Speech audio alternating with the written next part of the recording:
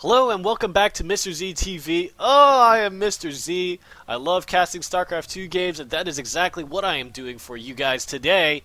You should go follow me on JustinTV/Mr. Z TV, or you can watch on YouTube at youtube.com/Mr. Z StarCraft, mRz StarCraft.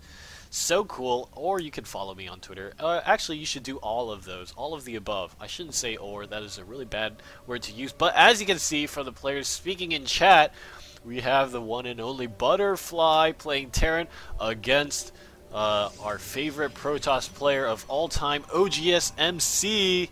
OGS MC, love this player. He's very aggressive, he likes his timing pushes, and he is very, very good at them.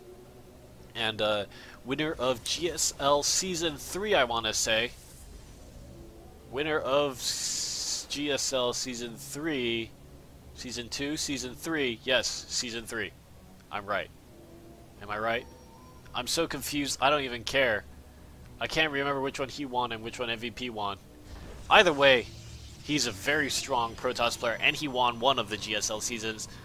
Just no matter which one you win, winning one is a tough thing to do, and it looks like he's going to be playing Butterfly, the Terran player here, building the supply depot at the ramp and lowering it. Now, excuse me as I burp because I was drinking soda. Ugh, shouldn't do that ever again. Now, a lot of Terran players don't like to wall off against Protoss, as those buildings actually become a liability sometimes. The same theory as in Terran vs. Terran. Players don't really like to wall off because if they get sieged at the front, those buildings are free food. And you never want to give your opponent free food. There is no such thing as free food. That is intense. Did you see what that probe was doing there? Oh my god, that is intense. Meanwhile, OGS MC doing the little cybernetics core opening. He has the single gas, and he's getting the second gas right in front of that SCV. So that is, you know, a lot of Protoss players like to wait for the Stalker to get out before revealing any kind of their plans, but OGS MC might be going for a little bit of that Jedi mind trick, going to be canceling that assimilator maybe.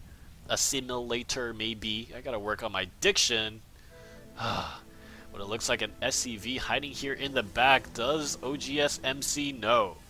Does he know? And actually, you know, hiding these scouts can be so good if you get away with it. Knowing information in StarCraft is your biggest tool. And just getting the scout at the key timing, oh my god, it can change the way the game turns out so drastically. And it looks like Butterfly is going to probably get away with this. So that is really nice for him. And because of that, I'm going to say that I'm probably going to lean on Butterfly having the much stronger early game here. Just because he's going to know what MC is going to be doing. Uh-oh, but it looks like MC... Never mind that I said all that. MC's rallying the Stalker right towards them. MC's just too good for that kind of stuff. Bam! The SCV is gone. See ya, peace. Robo facility out now for MC, and I don't think Butterfly saw that at all. No, he did not, so very good by MC. That is just such good awareness, such good play. Oh, no wonder why he wins GSLs. I love him.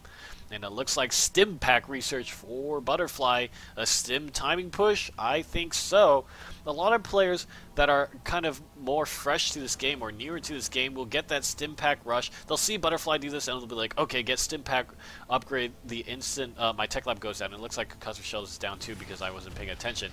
And scouting probe dies. A single stalker coming up, but as I was saying, they'll get those two upgrades as soon as they have their tech lab down, but they won't really push and utilize it, and that's really going to make all the difference here, is utilizing the upgrades you get right when you get them. Pushing out once they finish so that you have that very strong timing, making what is called the timing push, hence the name timing push. And a lot of players don't kind of don't get that concept. But Butterfly, you know, it's looking like he gets it very well, and he's moving across with a bunch of units. MC knows he's in trouble, immediately runs all his Stalkers away.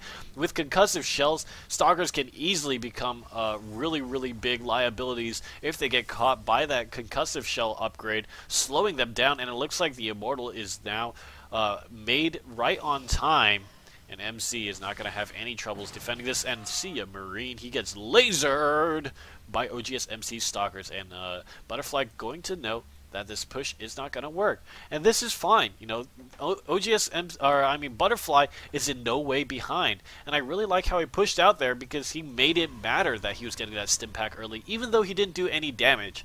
He put pressure on MC, and look at how passively MC has to play. Now only realizing that, okay, now I can kind of move down my ramp. I know that there's no bio army out there waiting to eat me alive. And so MC, you know, had to give up early game map control just because Stim was on the way and Butterfly was pushing out aggressively. And here, one more poor little Marine, probably going to get lasered. He has 1 kill, so he's a little bit higher. Oh, taking those drugs and running, and nope. The Sentry is going to laser. That Sentry probably quite pleased with himself. 1 kill on that Sentry, and it looks like MC going to be expanding. I don't know if Butterfly saw that. Nope, he did not see. So MC just so good about annihilating the scout, and then BAM! Right then, putting down what he wants to do. But Butterfly looking like he wants to expand himself, putting these bunkers out in front of his base, and the orbital command is morphing right now, and it will be lifting off.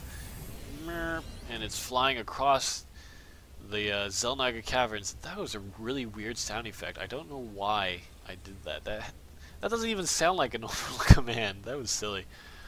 I am silly. Observer gonna be, wow, look at this timing. Right when the command center is floating in. OGSMC, he knows, man. He's watching you. And it looks like some very nice Zelnaga tower control here by Butterfly, but he's going to be annihilated by these 3 stalkers. These are the 3 musketeer stalkers moving in, and it looks like he's going to take some drugs too, and he's going to get out of there just in time. One more volley would have killed them. Uh-oh, and 1 Marine sprinting. He's an Olympic winner. Sprinting in here, going to get lasered by more sentries. Lasered by a sentry. Uh-oh, he makes it out alive. Oh, no. Was that the same sentry? No, it wasn't. Man, that would have been awesome if it was.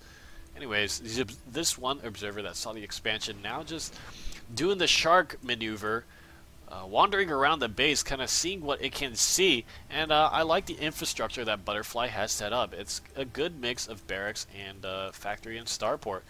And, you know, even though he's a bit supply blocked, shouldn't be supply blocked, looks like Butterfly is doing fine for himself, and so far this game, not that many kills, just more troop movement and kind of map control is the name of the game here. And you know, a lot of players will think like, oh, well, nobody has died. How do you know who has the advantage? You know by which person has more map control. And you can see that MC has no control of any of the towers right now. I do think that's slightly bad, but that's going to allow Butterfly to move up here. And if he's decided to load up his units into those medevacs, I mean, that could be a lot of damage. Just take a look at how exposed this is. Just drop a bunch of Marauders in here, snipe down these 2 pylons or kill those stalkers, and then just move back. I mean, that's just so important. You just have to keep good map control, and good Protoss players, you will often see them spread pylons all over the map to just be able to have flexibility in where you warp in your units and where you can have sight across the map. But it looks like MC going to be feeling very comfortable by just being very passive. And Colossi out now, range upgrade about to finish, and Butterfly is on top of that. He's all over that. This is really interesting. You'll note that Butterfly hasn't actually scanned any of MC's base, but the tech he's getting is exactly right, and the timing is exactly right. He's got Vikings on the way. His Ghost is ready to go. There you see him walking out, strutting around, carrying his canister rifle, I think it's called, C10 canister rifle that does almost nothing to anything except for light units, which there are not a lot of in the Protoss army. Either way, Butterfly getting those Vikings out, he's going to be more than prepared for these Colossi, and it looks like we do have a Twilight Council for OGSMC, and these players sticking on 2 base for a very long time, and this has been kind of the standard, almost, I would say, in Protoss versus Terran. For a while now, people like to hole up on 2 bases, and perhaps a large part, a factor or a result of the smaller maps. Now that we see those GSL maps that are huge, that have been played a few more times, we see a lot of multi-base play. But on Zelnaga Caverns, it's a relatively small map, and the 3rd base, you know, it's moderately easy to take, but it's just quite a bit of risk. And neither of these gamers like to take such risks. When you're good, you don't take risks. You play safe because you know you can play better than your opponent. And that is how the cookie crumbles. And here we go. Butterfly, 4 Vikings. Can he do it? This one Zealot, he's going to pretend like he's those scouting Marines. He's going to run in here, and he's going to get faced by concussive shells. Oh, what? He lets him live? Oh. This Zealot has a story to tell his grandchildren then. I got shot by a bunch of marauders, and I was so dizzy, and I was running away slowly, but I'm still alive. If you guys play Portal, I love that song. Scan right on top of that one Grandpa Zealot that's going to tell his grandchildren about how he survived marauders. And it looks like OGSMC going to take his third, and this one Marine by Butterfly just going to be scouting it out. And I'm starting to like this. You know, Butterfly sends a bunch of like single Marines, stims them all around the map, and just lets them know what's going on. And that's been something that Butterfly, I think, has been doing much better than MC, is just figuring out what's going on across the map. Uh-oh, will he lose a Viking? And no, look at that Blink Micro. And here comes the Zealots and the Colossi, the Vikings. Oh, and look at that Storm. Very nice by MC. But will it be enough? Oh, a bunch of Vikings going down to those storms, but it looks like all the Colossi are dead. And here is the turning point of the fight. If the Terran player can push through this, that's going to be really bad, and it looks like he can. But now that the Protoss has some breathing room, he can warp in more Templar and has more storms loaded up and ready to go. But look at how much energy these medevacs have. If they get fed back, however, they could drop very quickly. And it looks like the Stalker's going to be pushing in here, and they're going to use a bit of their Blink Micro. The Templar are so slow, they just float as if they're like ghosts or something. And not the unit, but the actual like Spectre. And here we go. So a little bit of micro. Oh, and look at that feedback. Very nice. And that will clean up this small group of marauders, and the Blink completely surrounding those marauders. That one Stalker lucky to be alive.